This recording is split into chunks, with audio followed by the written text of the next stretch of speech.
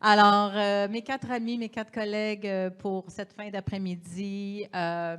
Donc, Luc Vinet de Ivado, s'il vous plaît, vous joindre à moi. Daniel Jutras, recteur de l'Université de Montréal. Bernard Tremblay, PDG de la Fédération des Cégeps.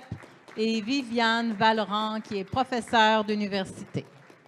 Alors, on a parlé d'intelligence artificielle aujourd'hui en enseignement supérieur, mais Daniel, pour te dire, on a surtout parlé de pédagogie. OK? Parce que moi, je me suis mis ici qu'on n'a pas parlé de recherche. Puis ceux qui me connaissent savent que c'est un petit peu dans mes dadas. Alors, ce sera sans doute pour une autre fois. Non? Ah, parfait. Super. On va y aller aujourd'hui. OK, ce soir, en fin de journée maintenant. Parfait. Alors, avant de débuter, je pense qu'on a prévu que vous alliez nous donner un petit mot, chacun, faire une petite introduction, 2-3 minutes peut-être, chacun d'entre vous. Puis j'aimerais peut-être vous demander une petite impression rapide de la journée. On va essayer de résumer ça pour vous autres, OK? Hein? On va essayer de bien terminer notre journée qui a été passablement longue. On a commencé à 8h30.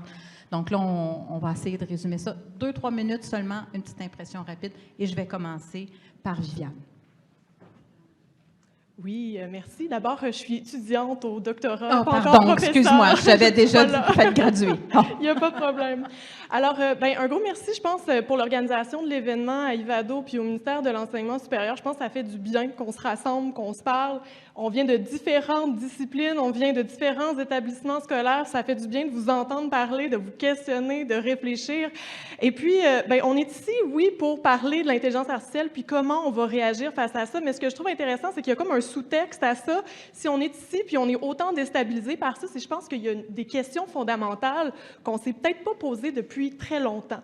Donc, c'est quoi éduquer? J'ai l'impression qu'on le sait peut-être pas nécessairement autant qu'on le croit, ou encore, du moins, notre définition n'est peut-être plus adaptée à ce à quoi on devrait préparer nos étudiants pour le marché du travail, mais aussi pour vivre en société. Donc, définir l'éducation, c'est quoi apprendre, c'est quoi évaluer, à quoi ça sert, qu'est-ce que ça peut apporter. Définitivement, c'est des questions que, malheureusement, on ne pourra pas avoir de réponse aujourd'hui, mais je pense qu'on en a parlé, une veille pédagogique, un forum, ça serait vraiment un moyen intéressant de repousser ça. J'espère que c'est peut-être la première, on va comme un peu mettre la table ou mettre la première brique là, de qu'est-ce qu'on pourrait construire face à ces grandes questions pédagogiques. Et je n'ai pas la réponse, puis en fait, je pense que l'événement, on est venu ici avec beaucoup de questions, puis on voulait des réponses, puis on sort de là avec encore plus de questions, pas nécessairement toujours des réponses à tout, je pense que c'est normal, mais un moyen qui est vraiment intéressant, je pense, ça va être vraiment d'impliquer nos étudiants à la réflexion, parce que moi, je me pose beaucoup de questions face à ChatGPT, je réfléchis sur le sujet, et ce que je constate, c'est qu'on sait très peu sur nos étudiants, sur comment ils réfléchissent, sur comment ils utilisent nos outils technologiques, sur c'est quoi leur perspective, où est-ce qu'ils veulent aller, puis si on les invite à la table. Aujourd'hui, je suis très heureuse d'être ici en tant qu'étudiante, mais je pense que si on en avait d'autres qui étaient présents dans le futur, ça nous permettrait de répondre à plusieurs de ces grandes questions. Excellent. Merci beaucoup, Viviane. Et puis, donc, oui, comme étudiante, mais tu es étudiante vraiment dans quelque chose de très spécifique. Tu examines quand même les impacts de l'intelligence artificielle. Donc, oui. Je t'ai mis professeur, là, mais tu n'es pas loin. Hein? OK. Parfait. Merci. Bernard. Oui, excellente journée, effectivement, et j'ai le goût de faire un petit clin d'œil en disant, j'ai appris beaucoup, évidemment, entre autres, sur ChatGPT et sur le fait que la créativité reste quelque chose d'humain et que ChatGPT, évidemment, permet un amalgame de connaissances et de structurer des réponses, mais qu'au final, quand on tente de l'utiliser, il faut éviter de déblatérer des bêtises avec assurance. Alors, une phrase qui m'a frappé. Bon, clairement, puis un peu dans la foulée de ce que tu disais, on est dans une transformation majeure et ça nous amène à refaire des questionnements qu'on n'a pas fait depuis un certain temps. On sent évidemment qu'il y a à la fois des opportunités, des menaces, évidemment, et on a été invité ce matin, entre autres, à traiter les deux aspects avec équilibre équilibre. Donc oui, à la fois des choses positives et le fait de nier le phénomène aurait probablement des conséquences éthiques aussi grandes que le fait de l'utiliser sans considération. Et effectivement, je pense qu'on ressort avec un besoin, oui, de poursuivre la réflexion, d'avoir des encadrements à différents niveaux et d'avoir une réflexion institutionnelle qui permette d'impliquer les enseignants, les différents intervenants du milieu et les étudiants. Et je pense que c'est important aussi, on l'a entendu à quelques reprises, le souci légitime de nos enseignants de ne pas porter ce fardeau sur leurs épaules, qu'on ait un geste de solidarité pour comprendre qu'on est tous dans cette aventure-là et qu'effectivement, c'est une transformation importante. Moi, je suis confiant sur leur rôle dans le futur, mais c'est une transformation importante de leur acte d'enseigner et ça, il faut avoir beaucoup de, je dirais, de bienveillance à cet égard. Effectivement, on a parlé beaucoup d'une forme de co-construction, en tout cas de très grande collaboration pour s'adapter collectivement à ces nouvelles technologies. Daniel?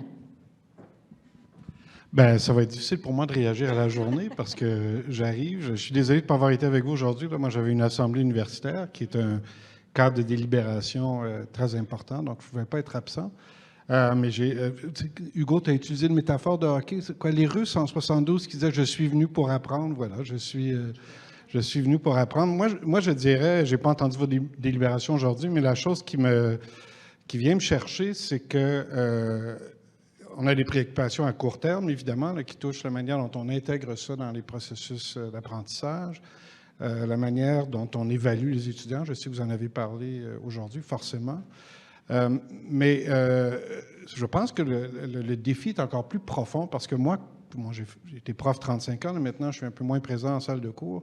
Je ne sais plus trop comment répondre à la question de ce qu'on doit apprendre et donc ce qu'on doit enseigner. Je ne sais pas trop, en fait, comment ce phénomène-là va transformer ce dont ont besoin les étudiants et les étudiantes pour être des citoyennes engagées, critiques, des personnes qui sont capables de se développer, là, qui ont un potentiel de croissance individuelle puis un potentiel de contribution. Je ne sais pas comment, dans 20 ans, par exemple, la manière d'écrire aura changé. Est-ce que les agents conversationnels vont transformer le processus d'écriture lui-même ou pas? C'est difficile de prévoir ça, je pense, en ce moment. Alors moi, j'ai très hâte de vous entendre, puis je répondrai aux questions sur lesquelles je peux intervenir sans trop savoir. Je travaille un peu avec un angle mort, là, parce que je ne sais pas tout ce que vous avez déjà conclu dans vos délibérations aujourd'hui. On aurait pu demander à ChatGPT de te faire un résumé rapidement de la journée. Oui.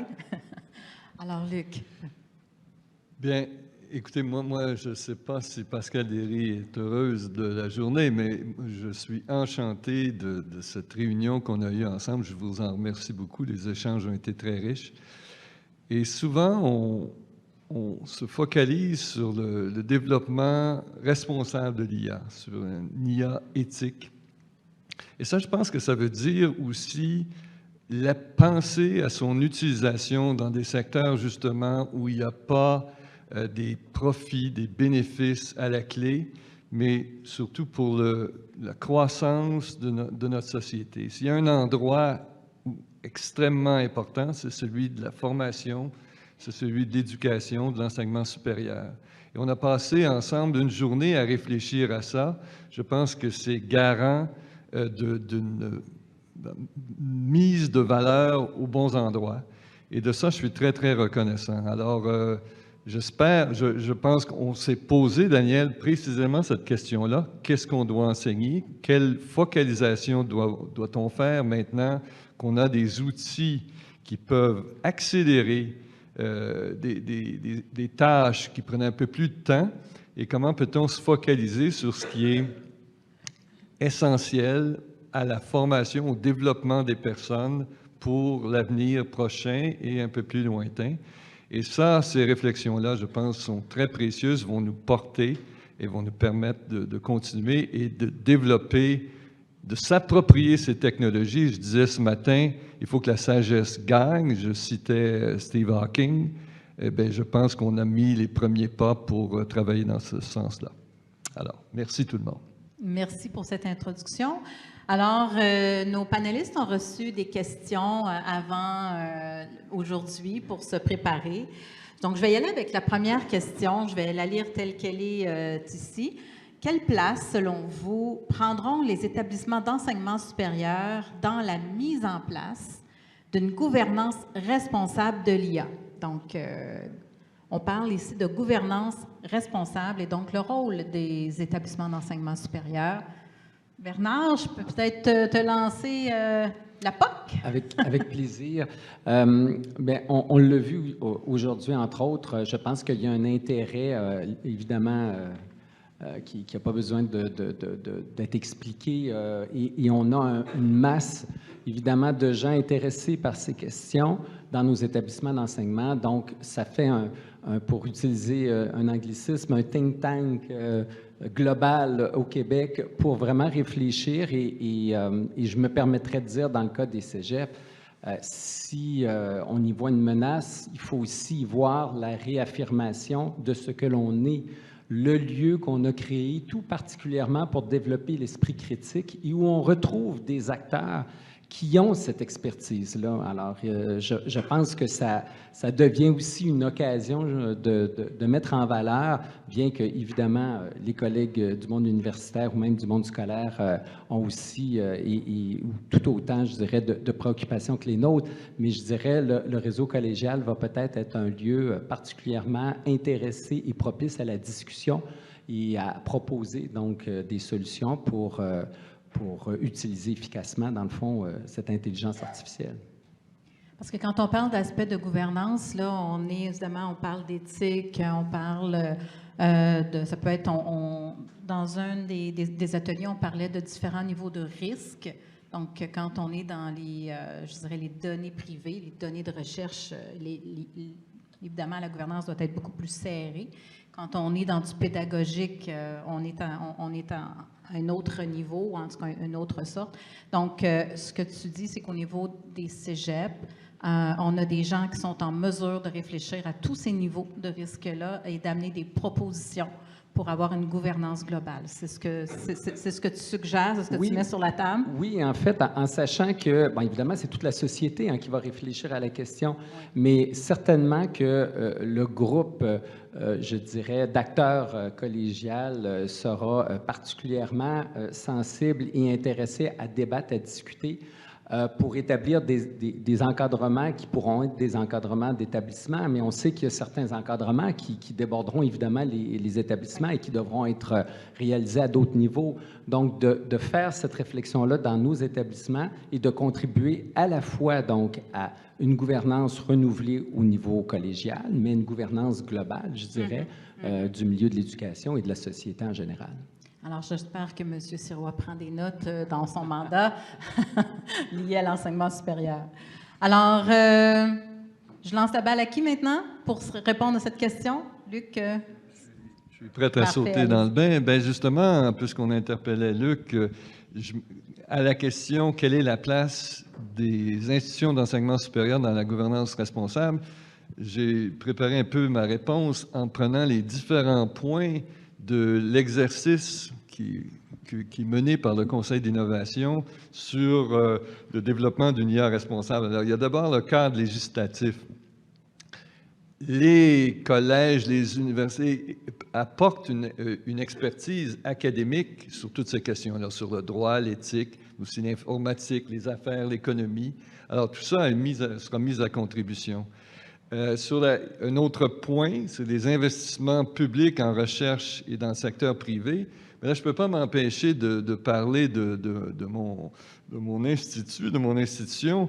Ivado est engagé à développer une IA qui est robuste, résonante, pour qu'on puisse mieux l'expliquer, et responsable. J'insiste là-dessus. Et comment est-ce qu'on prétend pouvoir y arriver? Et j'ai la conviction qu'on va y arriver, c'est en mettant tous des secteurs de connaissances à contribution. On a vraiment une vision intersectorielle. Alors voilà une autre situation importante où les cégeps, les universités peuvent intervenir. Alors, on s'est aussi donné la mission de garder une focalisation sur l'EDI et aussi sur des communautés autochtones, dont on n'a peut-être pas beaucoup parlé aujourd'hui, mais ils doivent être impliqués là-dedans. Cadre législatif, investissement public en recherche, l'utilisation par l'État. Bien, la machine étatique est un utilisateur potentiel extrêmement important et, ce faisant, va imprimer sur le développement des choses. Et je parlais de l'utilisation de l'IA dans des secteurs qui ne sont pas à vocation commerciale, mais pensons à l'éradication de la pauvreté, questions environnementales, santé publique. Alors, les universités, les cégeps ont encore un grand rôle à jouer dans tous ces champs-là. Le marché de l'emploi, on y reviendra peut-être, c'est une de nos questions. Et je termine avec l'international. Quand j'occupais les fonctions qu'occupe Daniel, j'avais avancé l'idée de la diplomatie du savoir.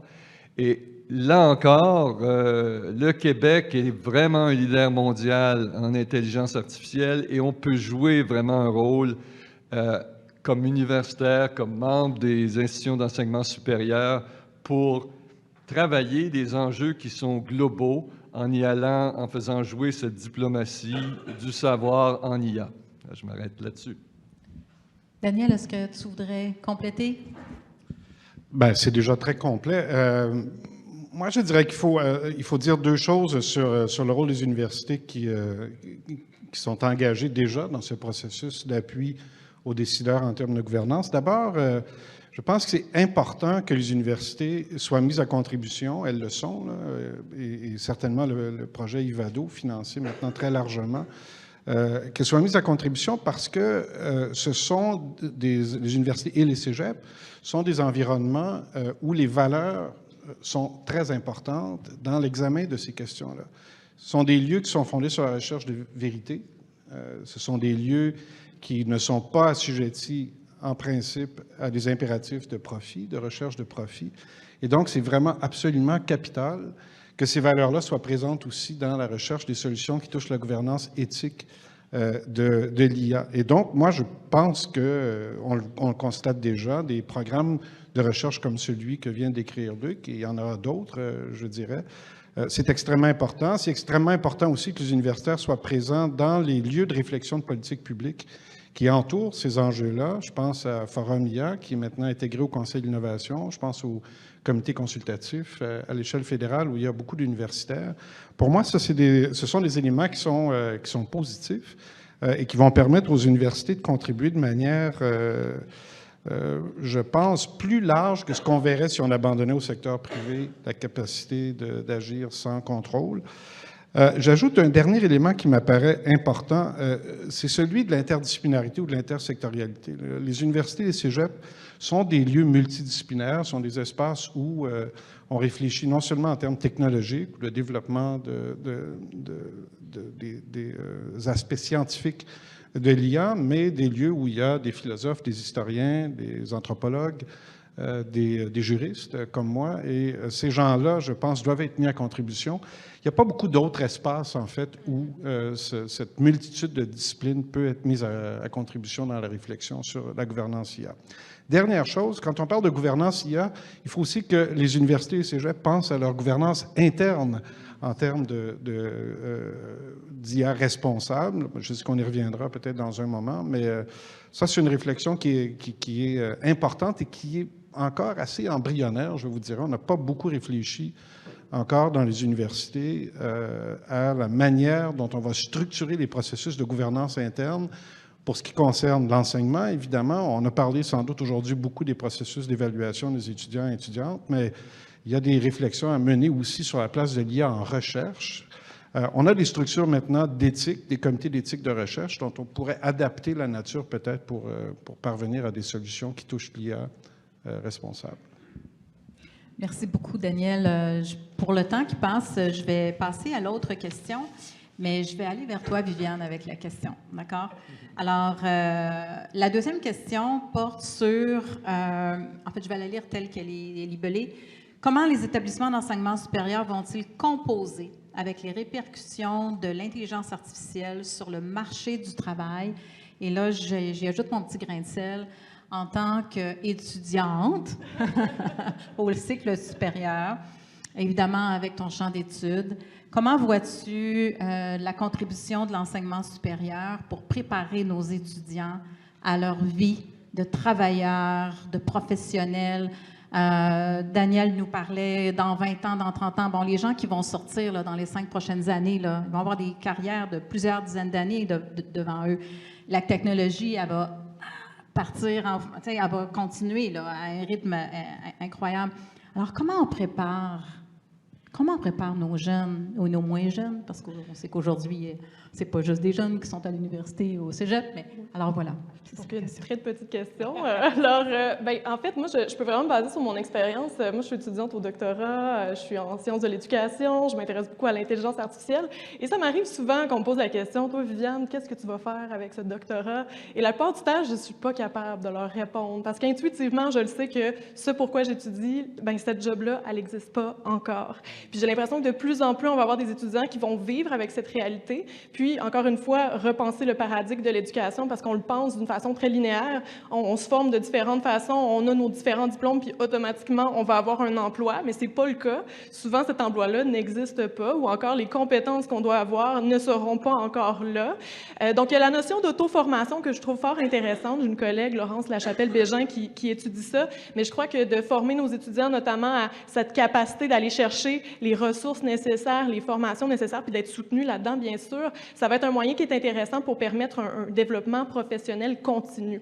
J'aime bien la question parce que parfois, on peut avoir tendance à se dire « c'est un peu utilitariste, hein, former nos étudiants au marché du travail », mais j'aime bien voir l'éducation utilitariste, là, puis l'éducation humaniste comme étant deux aspects qui sont connectés. Il y a vraiment une dialectique entre ces deux aspects-là.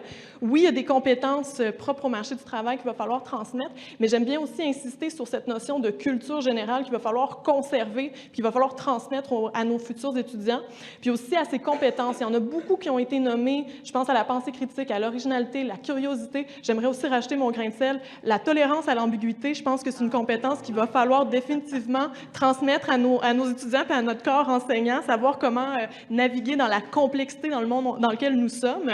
Mais à ça, moi, je suis une enseignante de formation à la base, et puis j'aimerais rajouter que, encore une fois, dans le paradigme, quand on pense l'éducation comme un transfert de la connaissance, on n'est pas en mesure de soutenir ces compétences-là.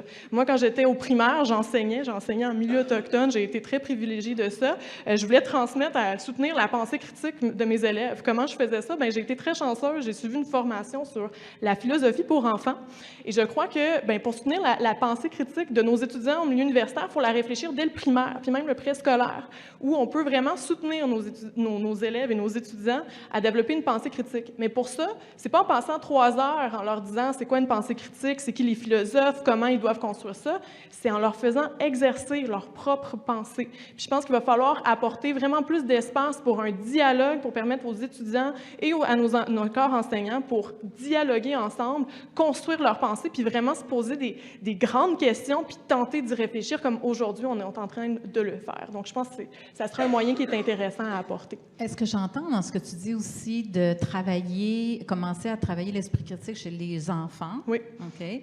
Mais pour faire ça, il va falloir que nos professeurs de primaire aient les outils pour pouvoir aider leurs jeunes dans cette direction-là. Tout à fait. Alors, ça amène peut-être même une réflexion sur des ajustements dans la formation des maîtres. OK. Absolument. Parfait. Bernard, tu prenais le micro. Que dire de plus après des propos tellement inspirants? Oui, le développement de la pensée critique, je pense que ça va demeurer, ça va être encore plus essentiel dans le développement, évidemment, des apprentissages tout au long du parcours à différents niveaux.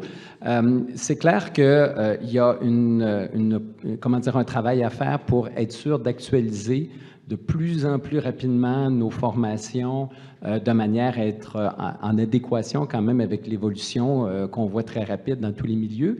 Moi, je mettrais par ailleurs l'emphase sur le fait que, vous savez, ça fait longtemps qu'on parle de la formation tout au long de la vie, hein, et c'est une phrase que tout le monde est capable de réciter, mais qui trouve malgré tout peu d'écho dans notre société. Et pourtant, c'est devenu absolument essentiel. S'il y a une chose qui me paraît évidente à la lumière de la journée d'aujourd'hui, c'est que le diplôme initial que nous offrons, peu importe la qualité qu'il a, ne sera plus suffisant pour toute une carrière. Et on le conçoit tous, mais avons-nous les mécanismes adéquats pour soutenir les travailleurs, les travailleuses du Québec, pour qu'ils poursuivent leur formation, qu'ils fassent des transitions de carrière, parce que les emplois ne disparaîtront pas du jour au lendemain comme ça, mais les tâches vont évoluer minimalement et certains emplois vont disparaître. Donc, les transitions de carrière, l'actualisation des compétences, le rehaussement des compétences dans une mécanique qui devrait s'opérer un peu naturellement tout au long d'une carrière devient de plus en plus essentiel. Et c'est pour ça que je trouve ça intéressant que tu dises, moi, mon emploi,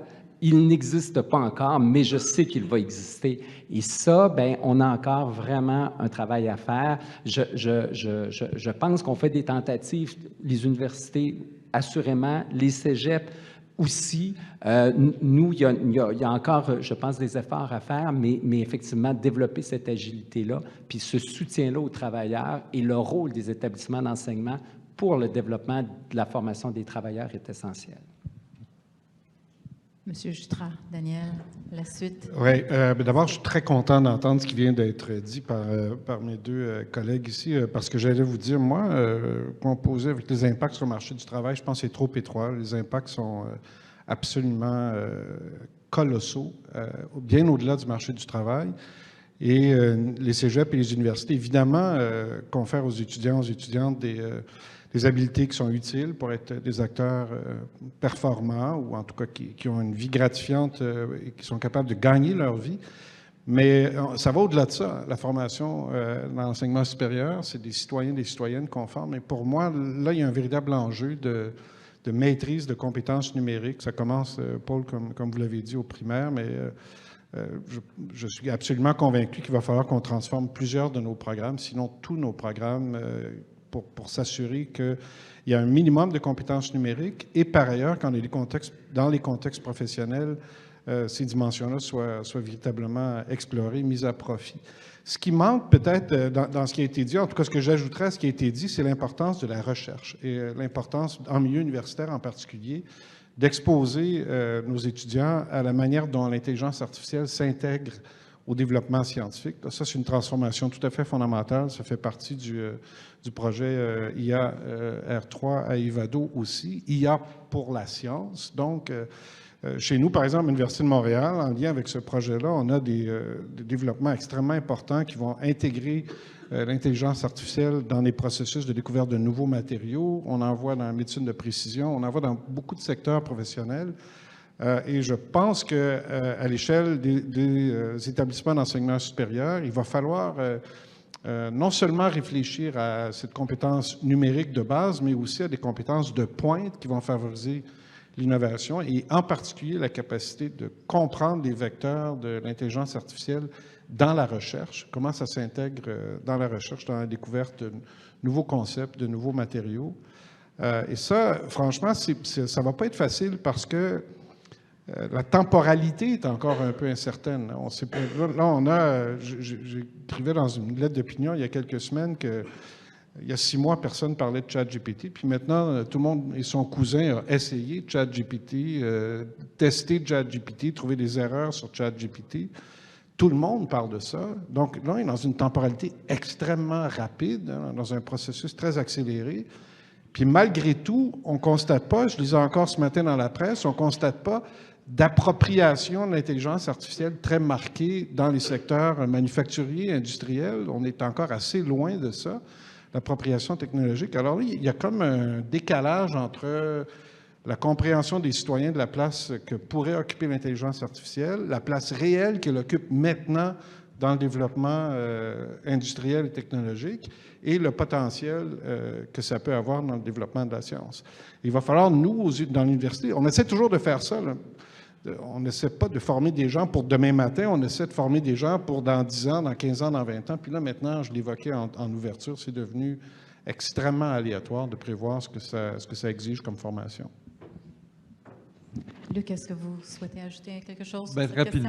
rapidement, parce que je pense que Oui, le parce temps que là, file, j'ai mais une troisième question, mais ça s'en vient. il me semble, un très grand défi des cégeps, des universités, c'est l'agilité, puisqu'on parle des développements très, très rapides. Et ça, en composant avec les corps enseignants et les employés de ces institutions-là. Ça a été évoqué à un moment donné qu'on devrait plus, pour être provocateur, on pourrait penser que les cours de calcul différentiel et intégral devraient être complètement modifiés, ne serait-ce que parce qu'on a des Mathematica, des Maple aujourd'hui. Pourquoi, il faut comprendre le principe, mais pourquoi perdre du temps à faire des exercices qui peuvent être maintenant faits par des machines? La même chose, de manière pointue, nos biologistes, nos chimistes en recherche, il y a une fraction très petite de nos étudiants au cycle supérieur, dans tous les domaines, qui ont une petite formation en IA. Alors, il y a des gros défis. Il faut ensemble arriver, et dans les universités, les cégeps, à avoir cette agilité pour offrir ces formations rapidement, pour permettre à tous d'utiliser les outils puis d'aller plus loin. Donc, beaucoup d'apprentissage en perspective pour les professeurs, pour les étudiants. Alors, on va passer à notre troisième question qui est un petit peu plus, je dirais, englobante. C'est comment les établissements d'enseignement supérieur vont mettre à profit les outils de l'intelligence artificielle dans les différentes sphères. Alors, c'est sûr qu'on a beaucoup parlé de pédagogie aujourd'hui. La question qui vous avait été posée, c'était pour optimiser vos opérations, soutenir la réussite, donner du conseil pédagogique, gérer les admissions. L'aide financière aux études, bon, ça, c'est un petit peu plus du côté du MES, et puis on a déjà des réflexions par rapport à ça. Mais bref, dans l'ensemble de vos opérations, dans l'ensemble de votre œuvre, comme établissement d'enseignement supérieur, comment est-ce que vous voyez que vous pourriez mettre à profit l'intelligence artificielle? Et la question n'est pas finie, en respectant les principes d'éthique qui assurent des décisions justes et équitables. Alors, très, très grande question pour 10 minutes. Donc, est-ce que je te repasse le micro, Daniel? Alors, je dirais comme point de départ. C'est pas une parenthèse, c'est une prémisse. Moi, c'est une conviction profonde que j'ai. Je ne sais pas si elle est partagée par tout le monde. Moi, je crois beaucoup à l'interaction humaine dans le cadre de la formation. Donc, l'Université de Montréal, je ne peux pas parler pour les autres, l'Université de Montréal n'est pas en voie de se dématérialiser, mais elle est vraiment en voie de se transformer. On peut pas passer à côté. Alors, que peut-on envisager comme transformation de nos pratiques, nos opérations, là, parlons dans ces termes-là, au-delà de ce qui se passe en salle de cours? Bien, si on juge par ce que l'on fait maintenant, je dirais pas grand-chose, parce qu'il n'y a pas eu, c'est curieux, là, peut-être que je vais étonner les gens, mais outre la réflexion sérieuse qui se fait sur le cadre pédagogique, il n'y a pas beaucoup d'applications IA dans nos opérations. On ne se sert pas beaucoup, par exemple, de ça pour les admissions ou pour la réussite. Pour ce qui est des admissions, il y a des façons d'utiliser l'IA qui seraient concevables, mais dangereuses, hein, parce qu'on peut imaginer qu'il y a des biais systémiques dans les algorithmes qu'on va utiliser qui vont produire des résultats aux admissions qui nous plairaient pas tellement, ou en tout cas qui peut-être contrediraient certaines de nos aspirations par rapport à l'accessibilité à l'enseignement supérieur. On peut imaginer utiliser l'intelligence artificielle, c'est déjà le cas, les expériences qui ont été faites un peu partout dans le monde, elles ne sont pas concluantes, pour soutenir la persévérance, la réussite des étudiants. Donc, identifier à partir de l'examen de données des étudiants et des étudiantes qui sont en difficulté, pour lesquels on peut prendre des mesures préventives très, très tôt dans le processus. On peut imaginer aussi que les universités utilisent l'intelligence artificielle pour être plus performantes en termes de développement durable, de gestion de leurs opérations, de leurs espaces. Ce sont des environnements très lourds avec une grosse empreinte carbone, puis on est capable de faire un peu mieux en utilisant des ressources d'intelligence artificielle. Mais la réalité, c'est qu'on ne le fait pas beaucoup encore. Pas plus, d'ailleurs, que ce que j'évoquais il y a un moment, pas plus que le font de manière généralisée les industries au Québec. On n'est pas encore dans un moment d'appropriation vraiment intensive de cet outil-là, et pourtant, il y a beaucoup de choses à faire. Okay. Merci. Et Bernard? Oui, ben en fait, je dirais que du côté des collèges, les cégeps ont commencé à utiliser des outils de suivi pédagogique avec, évidemment, je dirais quand même beaucoup de prudence. On le dit, c'est quelque chose qui peut être à la fois très utile, mais qui ne doit pas avoir un effet Pygmalion qui ferait en sorte que certains étudiants seraient stigmatisés. Mais il y a des projets, entre autres, là, du côté du cégep de Rimouski, de Chicoutimi, de Montréal, pour justement voir à mieux identifier dans le parcours des étudiants que l'on doit soutenir de façon marquée, en sachant qu'on vit évidemment une explosion de nos étudiants en besoins particuliers.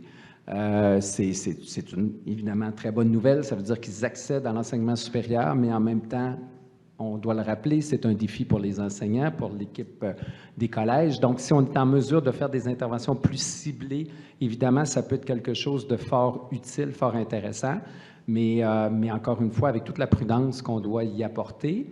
Il y a aussi des expériences intéressantes. Je pense, entre autres, encore une fois, au cégep de Rimouski, avec un outil de soutien psychosocial, un robot conversationnel qui permet à des étudiants, des étudiantes qui ont un premier contact dans un mode ludique vers des services qui leur seront proposés donc, et qui sont offerts dans le cégep. Alors, on voit qu'il y a d'abord un intérêt, évidemment, et qu'il y a déjà des expériences qui sont intéressantes à mentionner et qui vont encore se développer. Mais encore une fois, non seulement dans le cadre de la journée d'aujourd'hui, mais de façon assez naturelle, je sens que les gens manipulent évidemment ces expériences-là avec beaucoup d'attention et de doigté, avant évidemment comment dire, de les identifier comme étant des solutions à partager avec l'ensemble. Merci Bernard. Et Viviane, j'aimerais comme te lancer une balle un petit peu différente, mais toujours sur la même question. Toi, tu es toujours étudiante, comme on le sait maintenant. C'est quoi tes attentes par rapport à ton université ou les établissements d'enseignement supérieur? Quelles seraient tes attentes à toi dans l'utilisation de l'intelligence artificielle? Je dirais que mes attentes, ça serait vraiment de, peut-être, mais je viens du milieu de l'éducation, donc c'est vraiment, c'est un dada, j'y réfléchis beaucoup depuis très longtemps. Face à l'intelligence artificielle, moi, ce qui m'inquiète beaucoup, c'est qu'il y a une centralisation des systèmes en intelligence artificielle qui s'insèrent dans nos universités, nos collèges. Il y a aussi une privatisation, puis il y a aussi l'utilisation d'outils qui n'ont pas été réfléchis dans un contexte éducatif. Mes attentes face aux institutions, puis je ne suis pas la voix de tous les étudiants, je tiens à le souligner, mais c'est quand même de peut-être encourager un développement de système en intelligence artificielle qui vient contrecarrer ces différents aspects que j'ai nommés. Je pense que les milieux universitaires, c'est un lieu extraordinaire, on l'a nommé tantôt, où il y a la possibilité de collaborer d'une façon transdisciplinaire. Puis là, on a plusieurs opportunités, que ce soit du tutorat individualisé, soutenir le développement professionnel de notre corps enseignant, développer les compétences complexes que j'ai nommées tantôt, apporter des rétroactions, apporter un enseignement personnalisé. Il y a toutes ces applications-là qu'on sait qui sont possibles avec l'intelligence artificielle. Et je crois que dans le futur, il va falloir peut-être revoir comment on définit l'université. J'aimais bien cette idée de Florent Meyer qui disait ce laboratoire, comment on pourrait revoir l'université comme un laboratoire qui cherche à résoudre des problèmes et en impliquant plusieurs membres de différentes équipes disciplinaires sur différents problèmes. Donc, par exemple, le manque d'équité ou le soutien du bien-être de nos étudiants. Comment on pourrait, notamment par l'intelligence artificielle, mais il y a plusieurs autres solutions possibles, répondre à ces besoins-là. Puis j'ai l'impression que d'impliquer différentes équipes dans une notion transdisciplinaire, ça pourrait être très intéressant pour apporter ça, puis apporter des solutions qui viennent vraiment répondre aux besoins de nos étudiants. Bien, merci beaucoup. Alors, beau menu, hein, messieurs? Il nous reste quelques minutes et j'aimerais ça, pour le bénéfice des gens qui nous écoutent, que vous puissiez peut-être nous donner une idée ou suggérer quelque chose à mettre au jeu pour la suite. Hein, on va partir aujourd'hui, là, chacun chez nous, on va tout réfléchir à ça. On va aller dans nos institutions, on va reparler à nos collègues. On fait quoi demain, après-demain? Alors, une idée, chacun. Je vais commencer par Luc. Oui, alors je vais commencer avec quelque chose de très concret, puis ensuite je voudrais enchaîner sur ce que Viviane a dit. Alors, un collègue à la pause, Elif Muller, pour ne pas le nommer, est sortie enthousiasmée du panel ou de la conversation avec Mme Peters sur le plagiat. Et vous savez, et ça a été mentionné aussi, que Nature interdit qu'on écrive que les chercheurs utilisent ChatGPT pour produire des articles.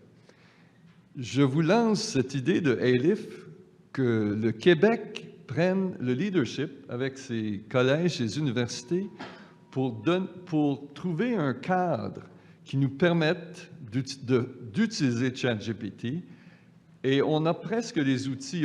Je pourrais élaborer un peu, mais on peut utiliser des logiciels qui enregistrent les modifications qu'on fait à un texte de ChatGPT. Et l'idée serait de soumettre des articles avec cette identification et ce traçage, le fait d'être pouvoir imputable et de retracer son utilisation. Et c'est une question intéressante aussi pour les universités.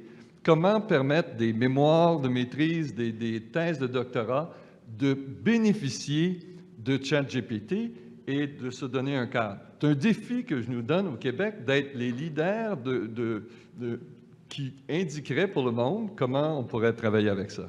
Et finalement, je pense que avec ce qu'on parle des universités, des cégeps, cette idée, c'est des milieux d'expérimentation, de découverte, et qui se font par les membres de cette communauté très large, étudiants, professeurs, employés de ces institutions-là, expérimenter sur l'utilisation, sur l'encadrement de l'IA et en particulier sur son utilisation dans la transmission du savoir et le développement des personnes. Liliane, expérimentation. Merci beaucoup, expérimentation. Daniel, une idée pour demain? Moi, je ne sais pas si tu en avais parlé depuis le début de la journée, mais moi, je pense que la proposition que je ferais, c'est qu'on retourne à la Déclaration de Montréal sur l'intelligence artificielle responsable, qui a été le fruit d'un travail énorme là, de collaboration de plusieurs milieux, pas seulement à l'Université de Montréal d'ailleurs, c'était vraiment un produit très, très large. Il y avait un certain nombre de valeurs là-dedans. Bien-être, autonomie, intimité, vie privée, solidarité, démocratie, équité, inclusion, prudence, responsabilité, soutenabilité environnementale. Je pense que c'était pas mal le blueprint, là, si on veut, c'était le plan d'action. Et donc, là, vous avez passé la journée à jaser de ça, mais il y a des milliers d'autres profs de cégep et d'université qui peut-être envisagent la chose avec un peu de réticence. Alors moi, je vous invite à être des ambassadeurs, des ambassadrices, de partir de la Déclaration de Montréal, de ramener ça chez vous. Je crois beaucoup à la capacité des professeurs en enseignement supérieur de s'asseoir autour de tables, partager les meilleures pratiques et de résoudre leurs inquiétudes à partir de ces conversations-là. Et moi, je pense que c'est vous qui êtes les ambassadeurs de ça. Merci beaucoup, Daniel. Bernard? Moi, je pense que je proposerais peut-être, pour aller un petit peu ailleurs, je proposerais une activité de réflexion sur le thème de comment éviter la fracture numérique. J'ai le sentiment que dans nos établissements, on va vivre une résistance qui est naturelle, comme on la vit dans la société, parce que les changements sont tellement rapides et ces changements-là, évidemment, ils sont numériques en bonne partie. Et donc, ce risque d'avoir des gens qui sont laissés à l'arrière peut ralentir beaucoup la poursuite de notre réflexion sur l'intelligence artificielle. Donc d'avoir l'occasion de se pencher plus spécifiquement sur cet enjeu-là qui me semble un peu préalable à la suite des choses, ça serait ma suggestion. Mais merci beaucoup. Viviane? Moi, je rajouterais simplement que, avec l'avènement de l'intelligence artificielle, il va falloir impliquer, oui, des personnes qui viennent du milieu des sciences des données, des génies informatiques, des sciences naturelles et autres, mais j'aimerais aussi penser au fait que ça va être important qu'on implique des personnes du milieu pédagogique, donc d'avoir vraiment des professionnels en sciences de l'éducation qui connaissent bien les données probantes face à la recherche en éducation, puis qui peuvent insérer ça dans le développement de nos différents outils pour s'assurer que ça ne vienne pas nuire aux apprentissages de nos étudiants et étudiantes, mais que ça vienne vraiment les soutenir. Et pour ça, il va falloir notamment soutenir l'intelligence, en fait, une littératie numérique propre à l'intelligence artificielle chez nos chercheurs, entre autres. Excellent. Et merci beaucoup pour ces derniers mots.